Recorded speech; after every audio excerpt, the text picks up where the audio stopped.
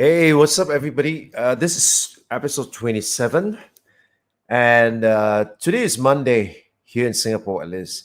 And what I'd really like to share with you here today is the idea of, you know, um, looking at mental model. But before that, I'd like to kind of share with you a joke that I read today, and the joke is it goes something like this: there was a company foreman who, for his birthday, um, his employees or his workers actually got him a gift, and the gift that they got him became a talking point every time a guest is in the office.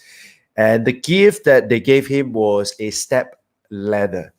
And so, many people ask him, like, hey, why did someone give you a step ladder for your birthday? And this foreman was saying that, they tell me that I live my whole life up on the top rung. And yeah, so that was the joke. Um, in case you didn't get it, there are some people who, for a large part of their life, are only living at the top rung of society. And because of that, their point of view, their perspective, their worldview, it's always from the top down. And and and if that's the case, if the idea is that you are only looking at it from the top down, what it looks like is that sometimes you might have trouble trying to understand from the bottom. So the thing is, a lot of time our worldview, our mindset, it's pretty much impacted by the fact that where we are standing in terms of the ladder itself, right? So once again, there was this foreman who got a birthday present from his team, and what they got him was a step ladder. So every time a visitor goes into his office and meet up with him, it always becomes a conversational point. People would always ask him, why is the step ladder doing there in your office itself? And the foreman would actually explain to them that it's a gift from his team. And the joke is that they tell me that I live my whole life on the top rung. Now, the reality is that sometimes some of us look from things from that level, and sometimes we fail to see the world from another perspective itself. And so, when we talked about the way that we behave, the way that we do things, for example, is pretty much based on the belief that we have. And this belief actually, it's derived from the fact that we are looking at things from a particular point of view. And of course, if you look at it from a specific point of view or a different point of view, what's inevitable is that you are going to see things at a different level from another. So that is the main reason why two people could experience the same event but have a total different representation of what they actually saw, what they felt about the event itself. And so this brings to mind the idea of mental models, because until and unless we are clear about our mental models, or we are aware of the mental models that we have, sometimes we tend to see things from a particular perspective that we believe to be right. And so if you ask me, what is one common trait that all successful entrepreneurs have? it all comes down to this. The common trait that all entrepreneurs, successful entrepreneurs have is the ability to empathize with the very people that they serve. And so the way to think about this is that if you have a step ladder, the view that you see from the bottom of the step ladder and the view that you see from the top of the step ladder is going to be very different. And depending on how high this ladder is, right, it's going to result in a very different point of view. Now, so when we talked about mental models and when we talked about successful entrepreneurs and why is it that they are so empathetic, they have this superpower about empathy with the people that they serve, it's because they are not looking at the world from their point of view or from a different level. They are going to the same level as the very people that they want to serve and looking at it and understanding it from that point of view itself.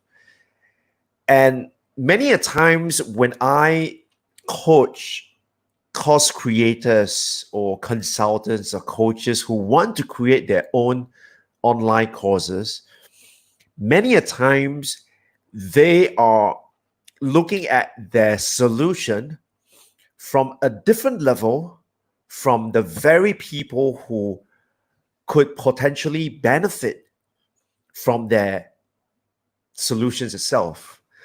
So a very great example is, I know someone who wants to create an online course or to create a program to help people with their personal struggles.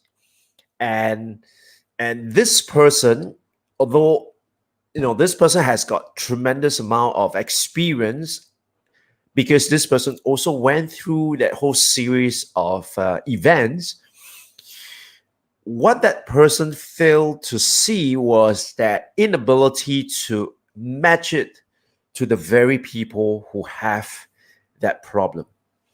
And sometimes, especially from an online course creator point of view, sometimes we feel that, these are the information that your learners need to know. However, many a times we fail to understand that if we are going to, download so much onto our learners, what's going to happen is that we are probably taking all that we have learned in the last 3 to 5 years and condensing it into 6, 7, 8 modules into an online course. And we expect the learner on the other end to be able to consume the content, to be able to apply it, and to be able to succeed with it. All that we have put together, something that we take maybe 3 to 5 years to master or to fine tune or to get it right. We take all of that lessons and shrink it into a package, and we think that our learners could kind of do it on their own and to be able to replicate the very same actions that we do and see the same success that we had. I think that is crazy because that in itself, it's not realistic. It is not realistic because that your learners are obviously at a different level as you. And if they are at a different level as you, obviously, for them to be able to understand, to be able to apply, and to be able to get the results that you had, it's going to be tremendously difficult. And so what I would urge you to do, because when it comes to be able to designing a great online course or to be able to design a solution that is going to help the very people that you want to serve, or simply to put out, a piece of content that is going to be able to help the very people that you want to serve. This one thing, it's something that you really have to wrap your head around. And this one thing, it's, to question your own mental models and to be able to challenge at some point in time, also to challenge your mental models and to see whether, if if it's even realistic, to expect the very people who are consuming your content to do exactly what you have done. So, I remember many years back, what happened was, at a personal level, I've always had difficulty relating to my wife because, I grew up in an environment whereby I'm the only child. I mean, I had a brother, but he died when he was really, really young. But I grew up in an environment where I was the only child. And being the only child, and especially after the fact that, my younger brother died, my parents literally treat me as, how most parents would treat if they only had one child. And so when I met my, wife, at a point in time, one of the most frustrating thing that I could not understand was, why is it that she would be willing and able to do things for her siblings and to be able to choose her siblings over me. In other words, I tend to compare whether she she values her siblings more than me. And it was tough because I just couldn't wrap my head around it, because to me it was like, I don't understand, why is it that she would do something like this. I mean, am I not important to her? And so, it's something that I could never understand.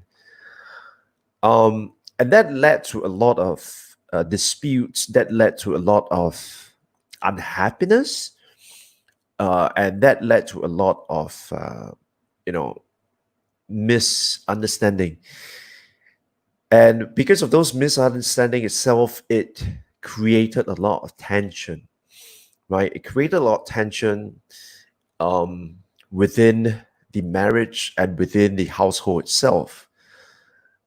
It wasn't until much later that I kind of came to the realization that it is something that I will probably never be able to understand, because of the very simple fact that I've never had a sibling.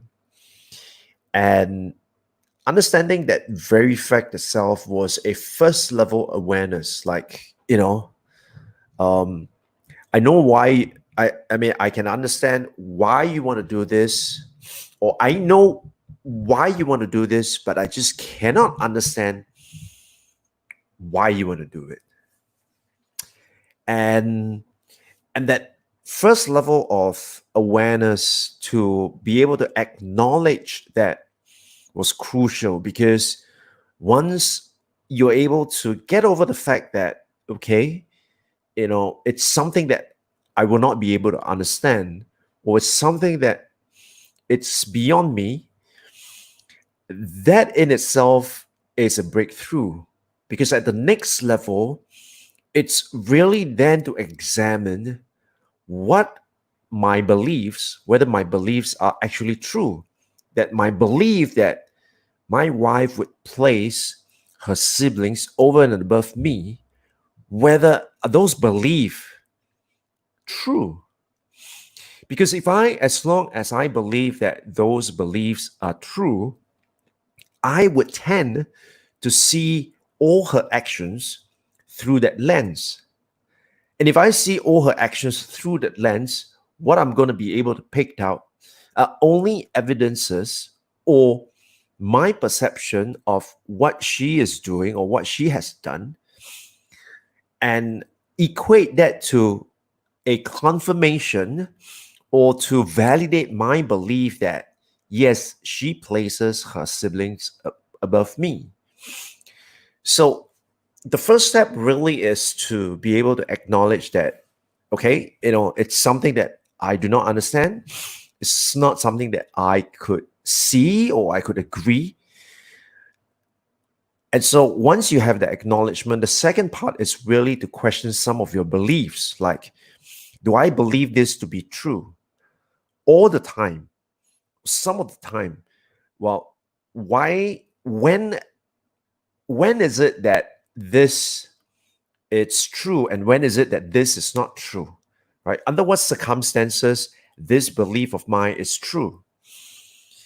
Under what circumstances would this belief of mine be not true?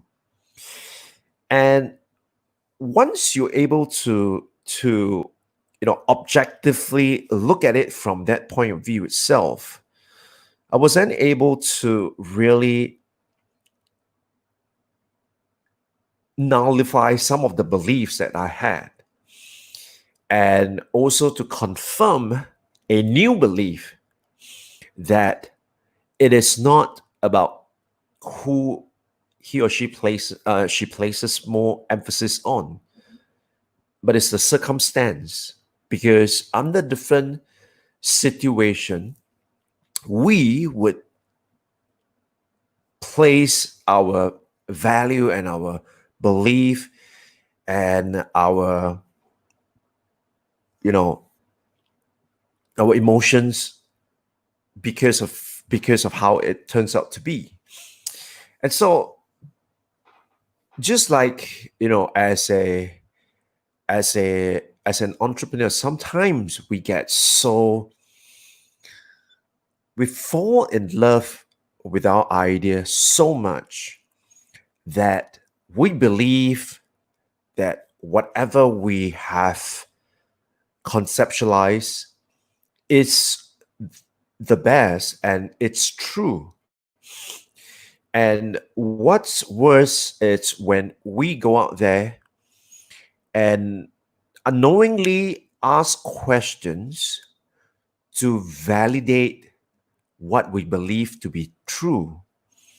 And then it turns out to be false positive because of the way that we answer questions. It has resulted in people giving us a positive answer. And because of our biasness towards wanting so badly to validate what we believe to be true, we filter out all the negativity and we purely focus on the things that we want to believe. And sometimes, or rather, most times, that is actually quite deadly because that in itself could result in a tremendous loss in terms of opportunity, resources, as well as belief in yourself. And so, I think that the important thing for us to do is first to acknowledge that this assumption that we have about what we believe to be true, we have to examine those assumptions. And then we have to be able to surface the beliefs and then objectively validate those beliefs under different circumstances to tell us whether what we believe to be true is that actually true. I know it sounds a little meta and it sounds crazy, but the reality is that I think the greatest flaw for any entrepreneur is the inability to surface our assumptions, to test our belief, and to be biased towards wanting to validate positively what we believe to be true. And quite often, that is where it will result in a great amount of failure and disasters. That's right. So, are there certain things that you kind of believe to be the absolute truth? Because that is scary. Once you believe something to be the absolute truth, it becomes really, really scary because you would only collect data or you would only gravitate towards things that you believe to be true. And sometimes that is going to be devastating because with a series of false positive, you go out there and you start to invest your time, resources, money, and energy into building this product, which actually no one wanted. Have you done that? Or are you doing that now? If you are, then what you really want to do is to stay tuned because tomorrow I will be sharing with you the business principle behind how to validate the business principle behind validation of your ideas. So join me tomorrow and I'll share with you more about that and how I do it. And so with that, this is Melvin from the Melvin Live Show, and I'll speak to you on the next one. Bye bye.